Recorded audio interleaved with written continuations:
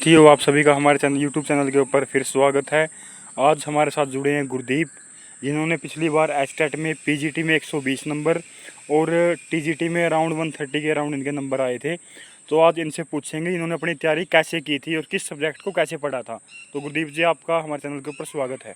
नमस्कार जितने भी अंकुश भाई के यूट्यूब पर देखने वाले और एचटेट की तैयारी करने वाले, सबसे पहले मैं बता देता हूं कि एचटेट जो एग्ज़ाम है वैसे दिखता मुश्किल है पर मुश्किल है नहीं। इसकी अगर एक सिस्टमेटिक तरीके से तैयारी करी जाए तो ये एग्ज़ाम भी फर्स्ट टाइम में क्लियर हो सकता है। जैसे गुरदीप जी, लोगों के दिमाग में एक फोबिया बन गया है कि एचटेट क्या पता क्या है, क्वालिफाई होगा। वो बहुत सारे मोस्टली लड़कियों में होता है, मैंने देखा है कि एचटेट का कुछ हा हल्ला बना देते हैं बिल्कुल ही। तो आप क्या कहना चाहोगे इसके ऊपर? देखो एचटेट का हो हल्ला कुछ हद तक है भी है, पर अपने हरियाणा में क्या है कि बीएड मोस्टली नॉन टेंडिंग होती है, तो बच्चों को प्रैक्टिकल नॉलेज तो होती नहीं। तो विदाउट प्रैक्टिकल नॉलेज आप कैसे किसी एग्ज़ाम को क्लियर कर सकते हैं? तो उन्हें एक्स्ट्रा जो एफर्ट है वो लगाने पड़ते हैं।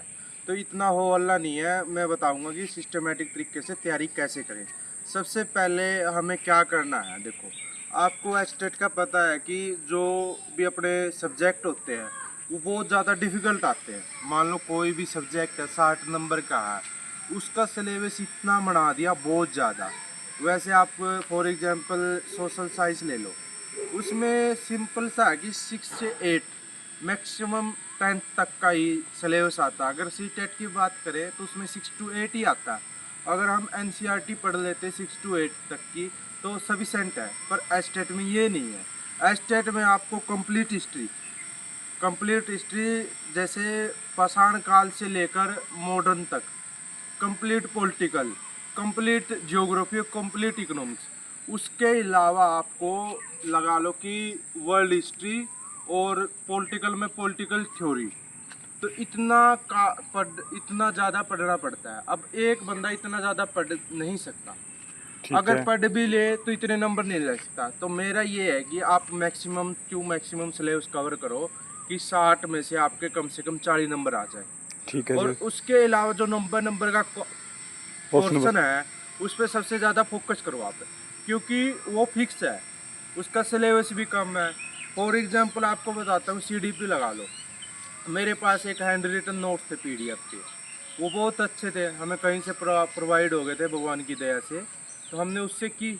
उसके बाद अलग अलग यूट्यूब चैनल हैं, उन पर प्रैक्टिस सेट लगते हैं। जैसे निशा मैडम हरियाणा का अच्छा करवाते हैं वो भी, हाँ, फॉर और भी बहुत एग्जांपल है। निशा मैम है। बेसिकली क्या है कि उनकी शुरुआत ही एस्टेट से हुई थी। उनका मतलब एस्टेट पे तो होल्ड है, मान के चलो आप। उसके प्रैक्टिकल सेशन आप अटेंड कर सकते हो। अगर किसी के पास बैच है तो उस पर की बात नहीं, अगर बैच नहीं है फिर भी आप यूट्यूब से कर सकते हैं। उसकी 30 नंबर का में से अगर आप बहुत ध्यान से बहुत अच्छे से सिलेबस करो तो 25 नंबर आपके ऑलमोस्ट कवर हो सकते हैं। और आप सीडीपी को भी ना टॉपिक वाइज लेकर चले आएंगे बार, ये नहीं है कि आप मतलब पूरा सिलेबस चक लिया उसको आप कर रहे हो। टॉपिक वाइज हर टॉपिक को अपना पक्का करें, फिर क्वेश्चन लगाएं। हाँ जी। जैसे आप जैसे जो देखो, जो फर्स्ट टाइम है सेकंड टाइम उनके लिए अलग अलग स्ट्रेटजी है। जो फर्स्ट टाइम है वो अपना एक बार सिलेबस कर लो, उसके बाद आप सेकंड टाइम करो तो एक टॉपिक को कंप्लीट करो, 2 बार करो, 3 बार करो, फिर उसके एमसीक्यू लगाओ साथ साथ जितने भी प्रीवियस ईयर आए। और अंकुश आपको 1-2 एस्टेट के रिलेटिव प्रीवियस ईयर बुक भी प्रोवाइड कर देगा, जिससे आप अपनी तैयारी को और ज़्यादा स्ट्रॉन्ग कर सकते हो। ठीक है। और अगर जो और बच गया आपके हिंदी, इंग्लिश, मैथ, रीजनिंग, उनके बारे में क्या कहोगे आप? हाँ, हिंदी इंग्लिश अगर किसी की जनरल अवेयरनेस भी है हिंदी इंग्लिश के रिलेटिव, तो मैराथन क्लास बहुत ज़्यादा पड़ी है यूट्यूब पे। जैसे निशा मैम की इंग्लिश मैराथन क्लास 2 साल पहले दी थी, मैंने तो उससे प्रिपेयर किया था, बहुत अच्छी है। और हिंदी की भी आप कोई भी मैराथन क्लास ले लो, मैराथन क्लास से एक बार 2-3 बार मैराथन क्लास करो, उसके बाद प्रीवियस ईयर करो। और ठीक है, उसके बाद हरियाणा जीके 10 नंबर की आती है, उसके बारे में? हरियाणा जीके के लिए तो आप मोस्टली कोई भी बुक पढ़ लो, क्योंकि 10 नंबर में से 7 नंबर तो अपने जो स्टैटिक जीके है हरियाणा जीके उससे आएंगे, और 3 नंबर करंट के आएंगे। तो 7 नंबर में नॉर्मल आप 22 जिले भी कर लो, तो उनमें से भी आराम से 5 या 6 क्वेश्चन आपको आ जाएंगे।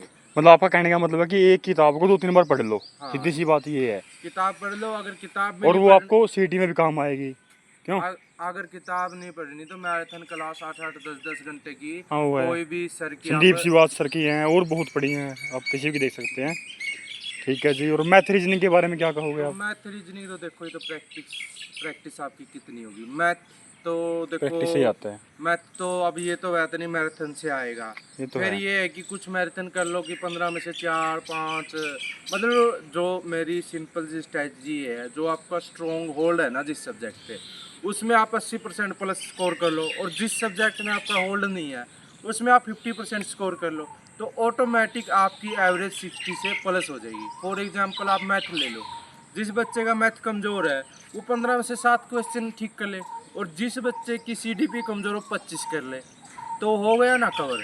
तो ये स्ट्रेटजी लेके चलो। तो आपका कहने का मतलब ये, जिस जो सब्जेक्ट आपको नहीं आता उसको थोड़ा थोड़ा कर लें कि आप 2-4 क्वेश्चन आपके वहाँ पे हो जाएं, और जो आपका स्ट्रॉन्ग है उसको और भी स्ट्रॉन्ग करने अच्छे हाँ, से। मेन मतलब बात जो ये है।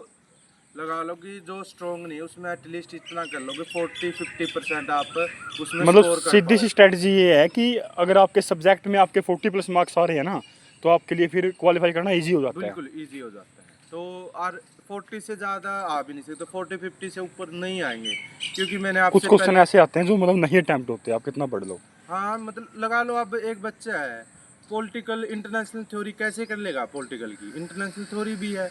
अब इकोनॉमिक्स है, इकोनॉमिक्स इतनी बढ़िया बढ़िया कंसेप्ट है उसमें, तो वो कैसे कर सकता है एक बच्चा।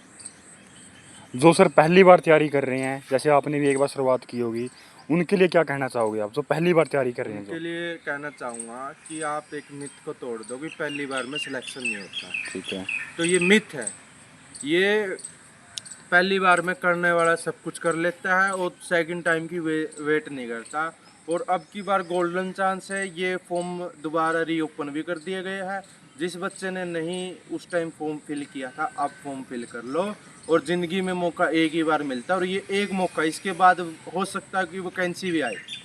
और अगले एसेट का कोई भरोसा नहीं, जैसे अब की बार 1.5 साल में हुआ है, तो अगले एसेट का वेट ना करें, अब की बार निकाल लें और आपको वैकेंसी देखने को मिल सकती है हरियाणा के अंदर। और अंकुश भाई के चैनल को सब्सक्राइब करें। टाइम टू टाइम आपको एचटेट और भी अदर जो भी गवर्नमेंट एग्ज़ाम है उनकी गाइडेंस, उनके रिलेटिव इन्फॉर्मेशन आपको देते रहेंगे। आप सभी का बहुत बहुत धन्यवाद, आप हमारे साथ जुड़े और गुरदीप भाई ने आपको बड़ा अच्छी गाइडेंस दी। आपका बहुत बहुत धन्यवाद जी। अंकुश भाई, आपका भी बहुत बहुत धन्यवाद, आपने अपने चैनल पे आने का मौका दिया। Thank you. Thank you.